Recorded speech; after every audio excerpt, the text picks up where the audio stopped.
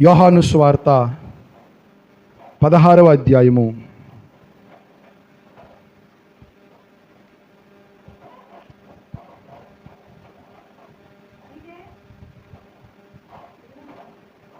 7వ వచనం.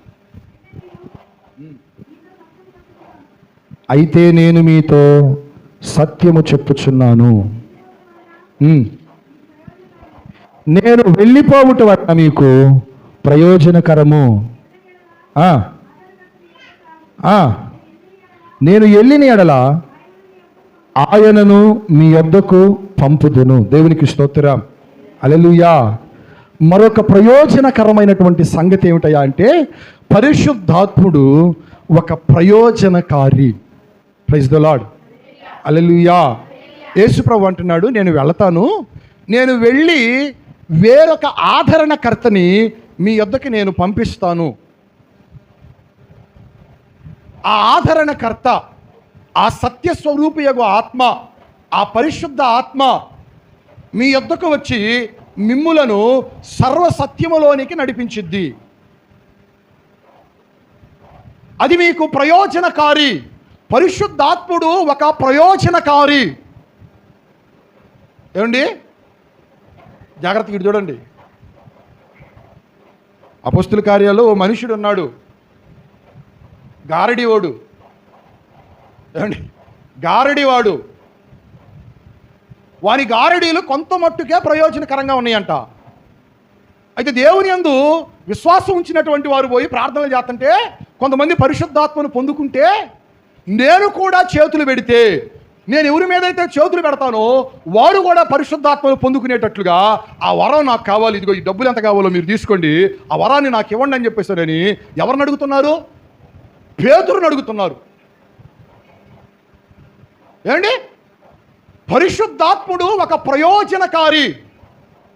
అయితే ప్రయోజనకారిగా ఉన్న పరిశుద్ధాత్ముడిని ఏమండి, నిష్ప్రయోజనమైన వాటి కొరకు ఈ రోజుల్లో చాలామంది నిష్ప్రయోజనమైన వాటి వైపు త్రిప్పబడుతున్నారు. పోయిన దినాలలో, పోయిన వారమే అనుకుంటాను, పరిశుద్ధాత్ముడి గురించి ప్రభు కొన్ని సంగతులు మాట్లాడారు. అసలు పరిశుద్ధాత్ముడు ఈ లోకములోనికి దేనికి పంపబడ్డాడు? ఏమండి, యేసు ప్రభు నేను వెళుతున్నాను, నేను వెళ్ళి వేరొక ఆదరణకర్తను మీ యొద్దకు పంపుతాను అన్నాడు. పరిశుద్ధాత్ముడు ఈ లోకంలోనికి దేనికి వచ్చాడు? దేనికి వచ్చాడండి? ఆ మాట మీరు చదవండి. యోహాను సువార్తలో పరిశుద్ధాత్ముడు ఈ లోకంలోనికి దేనికి వచ్చాడో ఆ మాటను మనం చదువుదాము. 16వ అధ్యాయం 8వ వచనం.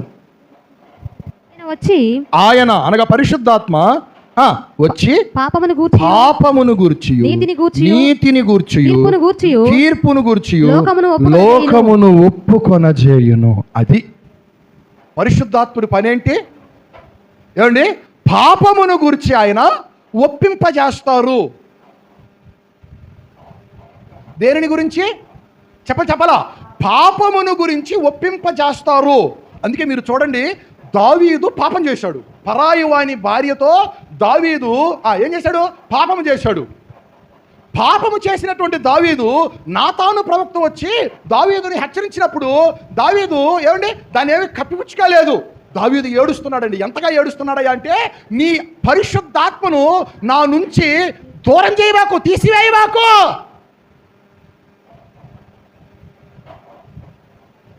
అది ఉంది కాబట్టి ఒప్పుకుంటున్నాడు. ఒకవేళ అది లేదనుకోండి, ఏండి అది లేదనుకోండి, దబాయిస్తాడు.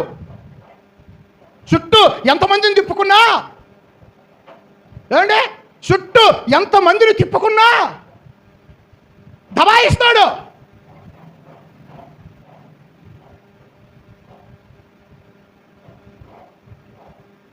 ఆయన పాపమును గురించి, నీతిని గురించి, తీర్పును గురించి ఒప్పుకొన చేస్తారు. అది పరిశుద్ధాత్ముడి యొక్క పని. పరిశుద్ధాత్మ ఒక ప్రయోజనకారి.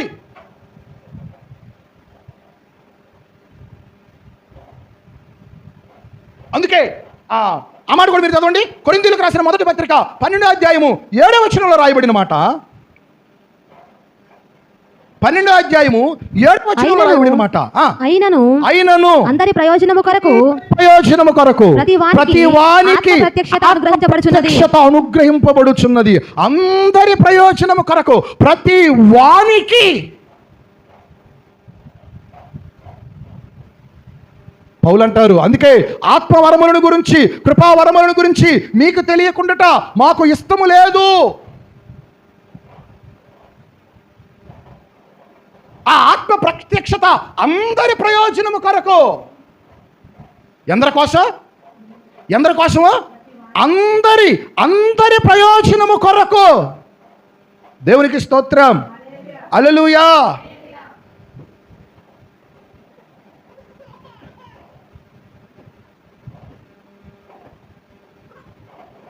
ఆ కింద ఇచ్చాడు ఆ కృపా వరాలేంటో, ఆత్మ వరాలేంటో. ఏమండి చదవండి.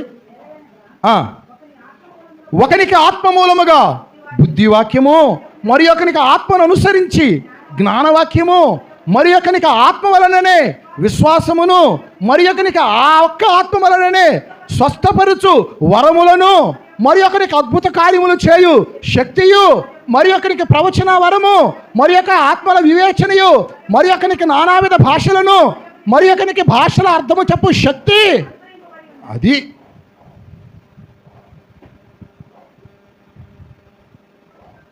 ఏమండి, ఇవన్నీ కూడా అందరి ప్రయోజనము కొరకు, అందరికీ ఆత్మ ప్రత్యక్షత ఏమండి అనుగ్రహింపబడుతున్నాయి. పరిశుద్ధాత్ముడు ఒక ప్రయోజనకారి. దేవునికి స్తోత్రం. హల్లెలూయా. అయితే ఆ పరిశుద్ధ ఆత్మని, ప్రయోజనకారిగా ఉన్నటువంటి పరిశుద్ధాత్మని ఈ రోజుల్లో చాలామంది నిష్ప్రయోజకముగా మార్చుతున్నారు. నా మాట మీకు అర్థమవుతుందా? నిష్ప్రయోజకరముగా మార్చుతున్నారు పరిశుద్ధాత్మని. ఏమండి, పరిశుద్ధాత్ముడు ఈ లోకంలోనికి దేనికి వచ్చాడు? నీతిని గురించి, పాపమును గురించి, తీర్పును గురించి ఒప్పుకొని చేయడానికి. ఇంకొక మాట చెప్పనా, అసలు ఆత్మను ఎందుకు పంపుతున్నాడు? ఆయన ఏం చేస్తాడు? యోహాను సువార్త 16వ అధ్యాయము చదవండి ఆ మాటలు. యోహాను సువార్త 16వ అధ్యాయము 13-14 వచనాలు. ఆయన అనగా సత్య స్వరూపి మిమ్మును సర్వసత్యములోనికి నడిపించును. ఆయన తనంతట తానే ఏమీ బోధింపక వేటిని వినును వాటిని బోధించి సంభవింపబోవు సంగతులను మీకు తెలియజేయును. ఆయన నా వాటిలోనివి తీసుకొని మీకు తెలియజేయును గనక నన్ను మహిమపరుచును. పరిశుద్ధాత్మను గురించి యేసుప్రభు ఏం చెబుతున్నాడయ్యా అంటే, ఏమండి, నేను తండ్రి చేత పంపబడ్డాను. నాకు తండ్రి దగ్గర ఏమైతే నేను విన్నానో, ఆయన నాకు ఏమైతే చెప్పారో ఆ సంగతులనే నేను వచ్చి మీకు చెబుతున్నాను అంటున్నాడు యేసుప్రభు. ఇప్పుడు పరిశుద్ధాత్మని గురించి ఏం చెబుతున్నాడయ్యా అంటే, నేను ఏమైతే చెప్పానో నా వాటిలోనివే పరిశుద్ధాత్ముడు వచ్చి మీకు చెబుతాడు. ఇది పరిశుద్ధాత్మ. ఏమండి, పరిశుద్ధాత్మ ఒక ప్రయోజనకారి. ఈ పని మానేసి నాకు ఆత్మ చదువుతుంది, నాకు ఆత్మ వచ్చింది, నాకు నన్ను ఆత్మ ఆవరించింది, నన్ను అది చేసింది, నన్ను ఇది చేసింది అని చెప్పేసానని, ఏమండి, అది తిరుగుతుంది, ఇది ఓడుతుంది, అది పోయింది, ఇది వచ్చింది, ఇక తిరుగులేదు, ఏమి లేకపోయినా అది లేకపోయినా ఇది లేకపోయినా అని చెప్పేసానని ఎంతమంది నవ్వుల పాలైపోతున్నారు. నవ్వుల పాలు. ఒకళ్ళని చూసి ఒకళ్ళు ఏమండి నవ్వుకునే విధంగా నవ్వుల పాలైపోతున్నారు.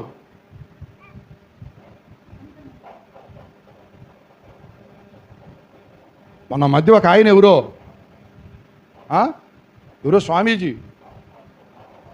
నేను తప్పు చెప్పాను, దయచేసి నేను ఇంక ఇలాంటివి చెప్పను అని చెప్పానని ఏం చెప్పాడు? క్షమాపణలు చెబుతా ఉన్నాడు. తప్పు చెప్పేశాను అని చెప్పానని. ఏమండి, మనోళ్ళు కూడా కొంతమంది అలాంటి పనిలో నిమగ్నం అయిపోయారు. పరిశుద్ధాత్మ నాకు చెబుతుంది అని చెప్పి నేను తిరుగుతుంది, ఊడుతుంది, రాలుతుంది, పోతుంది, వస్తుంది, లీటర్లు లేకపోయినా ఎందుకండి అంటే నేను తప్పుగా మాట్లాడటం లేదు సుమా. చాలామంది పొరబడతా ఉంటారు. ఏందో తెలుసా, కొన్ని వేల మంది ప్రజలు ఏమండి పెట్టగానే ఆ లైటింగ్లు చూసి, ఆ కరెంట్లు చూసి, ఆ స్టేజ్లు చూసి జనాలు రాగానే అబ్బో గొప్ప దైవజనుడు. ఈ రోజుల క్రైస్తవ్యం ఒక భ్రమలో బ్రతుకుతుంది. భ్రమలో గొప్ప దైవజనుడు టీవీలో వస్తున్నాడు, టచ్ అంటే పడిపోతున్నారు. గొప్ప దైవజనుడు, ఎన్ని అద్భుతాలు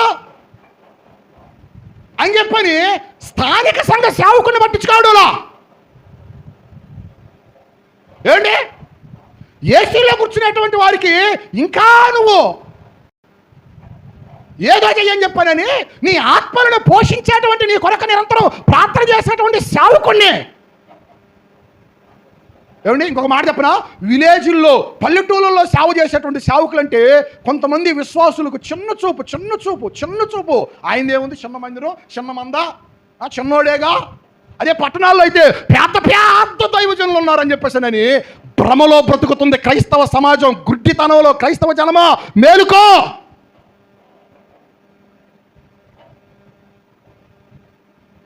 నాలుగు ఆడిటోరియం తీసుకొని నడిపిస్తే గొప్పవాళ్ళేం అయిపోరు, పెద్దవాళ్ళేం గారు. ఇంకొక మాట చెప్పనా, బైబిల్ బేసిక్స్ కూడా కొంతమందికి బడా అనేటువంటి వాళ్ళకి తెలియదు. బైబిల్ బేసిక్స్ కూడా తెలియదు, చెప్పేస్తున్నారు అంతే.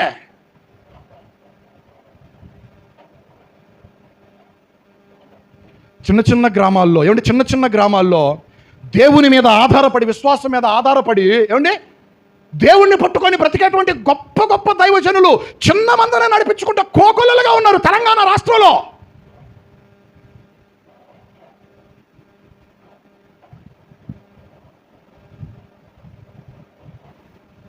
క్రైస్తవ్యాన్ని, క్రీస్తుని నవ్వుల పాలు చేసే విధంగా, ఒక నవ్వుల ఆటలు ఆడుకునే విధంగా, ఒక వివేచన ఆత్మ లేకుండానే హృదయ ప్రేరేపణతో ఉద్రేకింపబడిపోతా.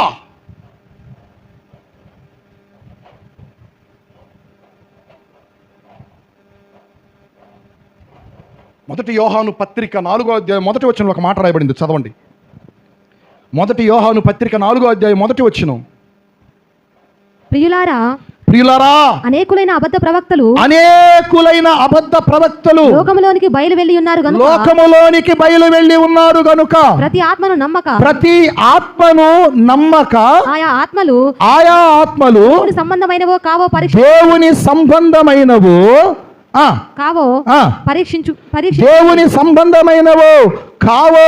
ఏం చేయమంటున్నాడు?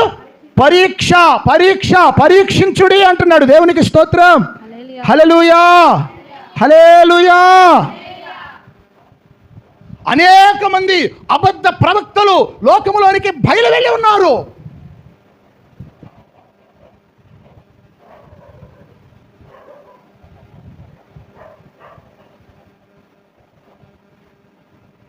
ఐ రిమెంబర్ క్రైస్తవ జనమా మందిని చూసి, ఆర్భాటాలు చూసి, హంగులు చూసి, ఏమండి మంది మార్బలాన్ని బట్టి లేదో గొప్పోళ్ళనో లేకపోతే మరొకటో అని క్రైస్తవులు పొరపాటు పడబాకండి.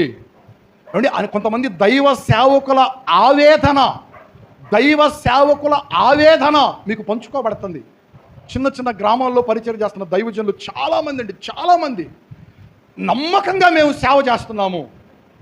ఏమండి చిన్న మందిరం నచ్చదు, ఏమండి చిన్న మంద నచ్చదు, వెళితే ఏసీలు వేయాలి, ఏమండి పెద్ద అంగులు, ఆర్భాటాలు, ఏమండి స్క్రీన్లు అన్నీ కనబడతా ఉండాలి, విస్తారమైనటువంటి జనం కనబడతా ఉండాలి.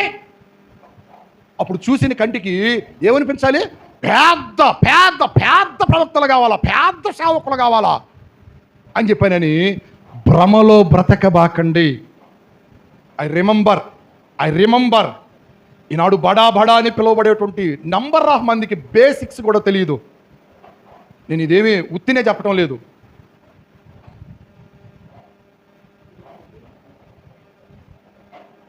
పరిశుద్ధాత్మ ఒక ప్రయోజనకారి. ఆయన పని ఏంటి?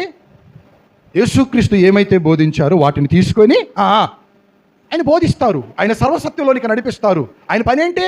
పాపమును గురించి, నీతిని గురించి, తీర్పును గురించి ఒప్పింపజేస్తూ ఉంటారు. సంఘాన్ని సిద్ధపరుస్తూ ఉన్నారు. ఇది పరిశుద్ధాత్ముడి యొక్క పని. ఇప్పుడు ఈ పని చేయటం లేదండి ఆయన. ఏమండి, ఇప్పుడు ఈ పని చేయటంలా మనుష్యులను సంతోషపెట్టడానికి, ఎవరినో లోకంలో ఉన్నటువంటి అధికారులను సంతోషపెట్టడానికి వారికి అనుకూలంగా, వారికి అనుకూలంగా మాట్లాడటానికి ప్రయత్నం చేస్తాం. నిష్ప్రయోజనమైనదిగా మారుస్తున్నారు. చాలా ప్రమాదం, చాలా ప్రమాదం. యేసుప్రభు ఒక మాట చెప్పాడు, అంత్య దినాల్లో ఏం జరిగిద్దయా అంటే, సాధ్యమైతే ఏర్పరచబడిన వారిని సైతము చెప్పండి ఏం చేస్తాడు మోసపరిచిద్ది. ఎవరిని మోసం చేసిద్ది అంటున్నాడు అండి? ఎరిగిన వాళ్ళనా, ఎరగని వాళ్ళనా? ఎరిగిన వాళ్ళనే. నాకు అన్నీ బాగా తెలుసు, నేనంతా బాగా ఎరిగి ఉన్నానని చెప్పేసానని ఎరిగిన వాళ్ళని, ఏర్పరచబడిన వారినే మోసం చేసిద్దంట.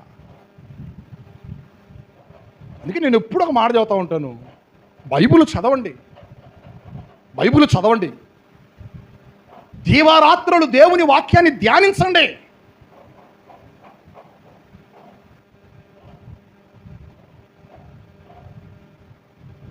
అక్కడక్కడ వింటూ ఉంటాను సంఘాల్లో,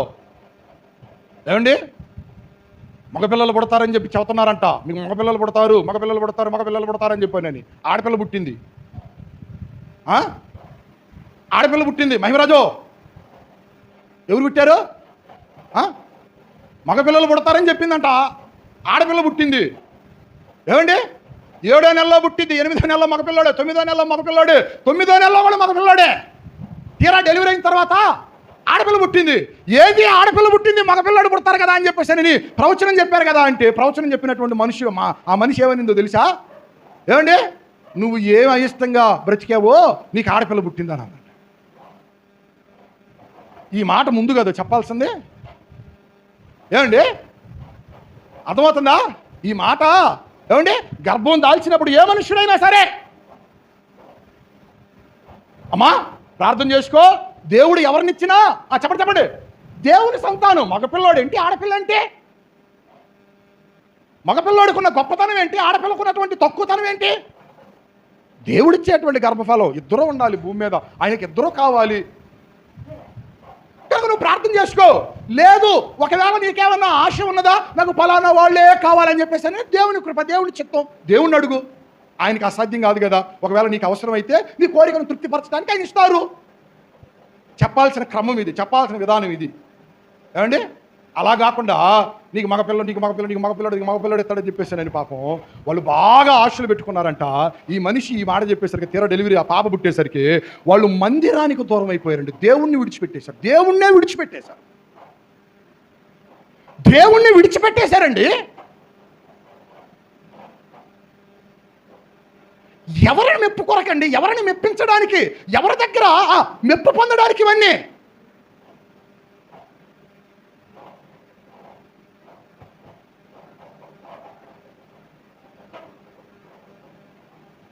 పరిశుద్ధాత్మను అడ్డం పెట్టుకుని, పరిశుద్ధాత్మ పేరుతో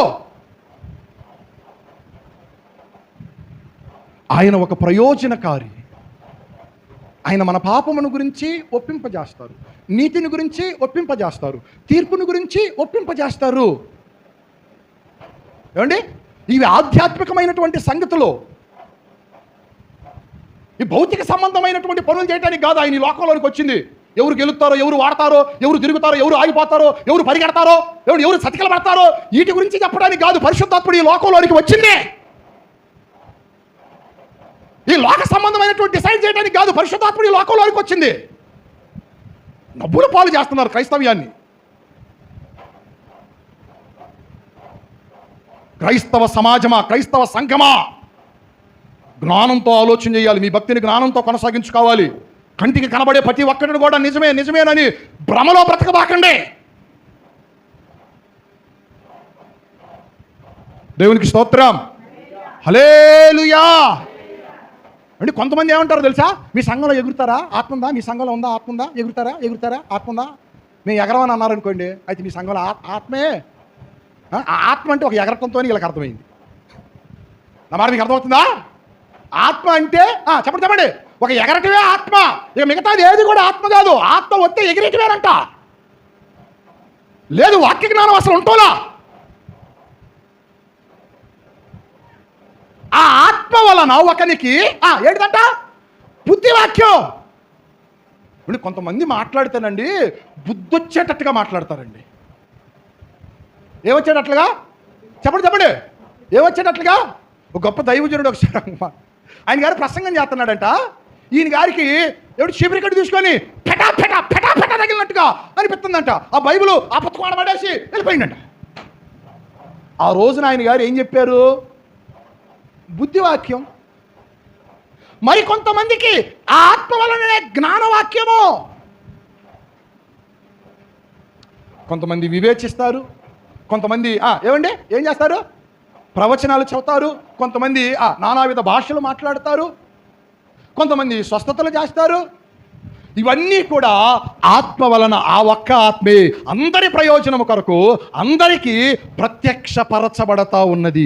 ఆయన ఒక ప్రయోజనకారి కాబట్టి దేవునికి స్తోత్రం. హల్లెలూయా. ఒక ఎగిరితేనే ఆత్మ ఉంది, ఎగరకపోతే ఆత్మ లేదని ఎవరన్నా బోధించినా ఎవరన్నా అన్నారు అనుకోండి, వాళ్ళని కూర్చోబెట్టి వాళ్ళకి సత్యం ఏందో చెప్పాలి. నా మాట అర్థమవుతుందా? ఆత్మ ఏం చేసిద్దంట? ఆత్మ ఏం చేసిద్దంట? పాపమును గురించి. అననీయ సప్పిరా ఏమండి పాపం చేశారు. అననీయ సప్పిరా పాపం చేశారు. వాళ్ళు ఏమి వ్యభిచారం చేయలేదు, నరహత్య చేయలేదు. వాళ్ళు ఏమండి వాళ్ళు ఏం చేశారు? దేవుని సొమ్ముని దొంగిలించారు. దేవుని సొమ్మును దొంగిలించి కొంత దాచుకొని కొంత మాత్రమే తెచ్చి దేవునికి అప్పగించుకుంటా ఉన్నారు. కొంత ఏమో దాచుకున్నారు. భార్యాభర్తలు కూడబలుక్కొని ముందు భర్తను పంపించింది, నువ్వు ఇయ్యి అని చెప్పానంది. ఒకవేళ నీకు సరిగ్గా అసలు అబద్ధం ఆడటం కూడా రాదు, నీ ఎరకమాలే నేను వస్తాను, నువ్వు చెప్పిందని నేను కరెక్ట్ చేస్తాలే అని చెప్పి బోధించి పంపింది. ఏమండి పేతురు ఒక మంచి మాట అన్నాడండి. ఏమని? పరిశుద్ధాత్మను మీరు ఏం చేశారు? మోసపుచ్చుతున్నారు.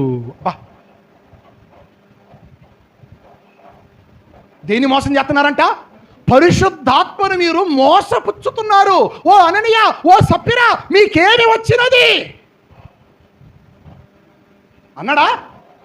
మీకేమి వచ్చినది అంటే మీకు అర్థమయ్యే భాష. మరి నేను చెప్పొచ్చో చెప్పకూడదు? ఏమంటే ఇప్పుడు భాషలో వాడాలంటే మీకేం పోయే కాలం వచ్చిందిరా, ఇట్లాంటి పని చేశారు, అది దాని అర్థం. మీకేం పోయే కాలం వచ్చింది, ఇటువంటి పని చేశారు, దేవుని సొమ్మును దొంగిలించి ఇంట్లో దాచిపెట్టుకొని కొంత తెచ్చి తగుదునమ్మా అంట.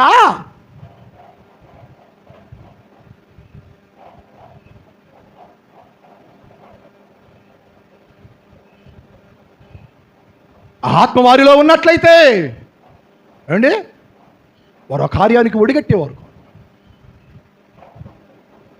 పరిశుద్ధాత్మ ఒక ప్రయోజనకారి. దేవునికి స్తోత్రం. హల్లెలూయా.